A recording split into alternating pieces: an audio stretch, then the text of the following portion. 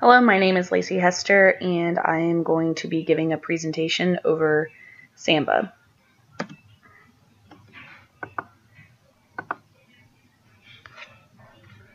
So what is it? Samba is a freeware program, and it allows users the ability to use shared resources, such as printers or files, or those that are shared within either the intranet or internet of, let's just say, a company or organization. It's referred as a network file system, and it has the ability to be installed on multiple different operating systems. This can include most Unix platforms, Linux, OS/2, and Open VMS. It was based upon the client-to-server protocol, so server message block or SMB, as well as common internet file systems, or otherwise known as CIFS, and both of them are common. Most Windows products supports SMB and CIFS. They work having the end user send a collection of requests by the client to other computers' Samba server that request to open that. Other computers shared files, printers, or other resources that were shared. The Samba server will then either accept or deny the client request for the specified resources. It helps so that both, Unix and Windows machines can be in the same network and coexist together.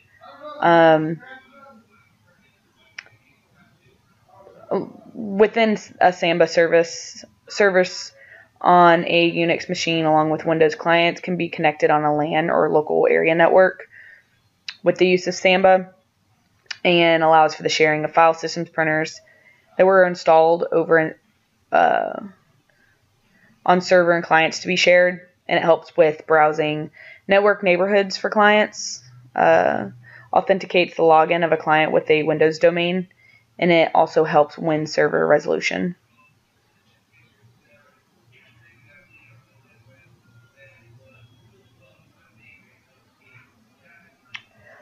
The Unix daemons used are SMBD and NMBD.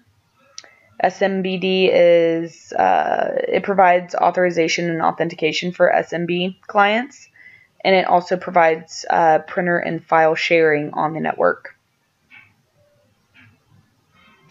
NMBD assists with the browsing, as in a list of print shares and files that are able to be browsed, and monitors WINS. That's a Windows Internet Name Service. And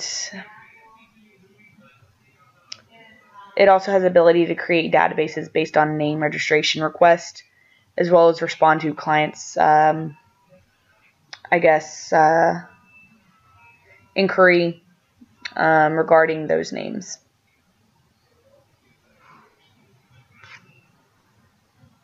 So some best practices for Samba.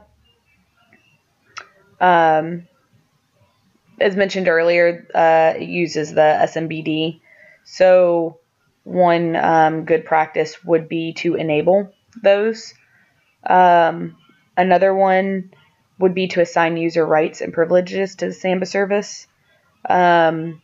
Prior to the Samba 3.0.11 versions, it was required for the Unix root account to be used for a number of the administrative, the core administrative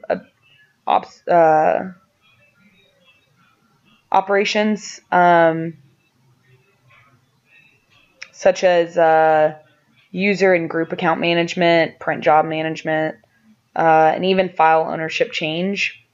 It would require the root level of privilege, but then when those tasks had to be completed, it was either sidestepped or had to be completed by that root account.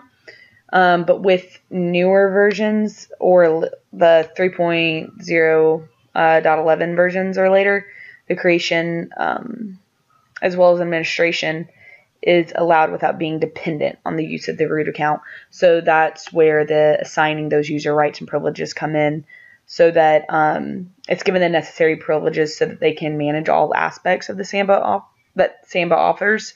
And also you can put limitations on those privileges on the concept of per server basis. So basically a server is given the same level of privilege as the root account, but for those that have a specific role or task, it can be given an amount of access necessary for that task. Another great best practice is deleting any cached profiles upon logout. And basically, when a user logs into a network, there is a store profile that is copied to create a local profile on the workstation. But a good practice would be that those would be automatically deleted, and have it configured so that they're deleted upon logout. So that concludes my briefing on Samba as far as the what is it and the best practices for a Samba server.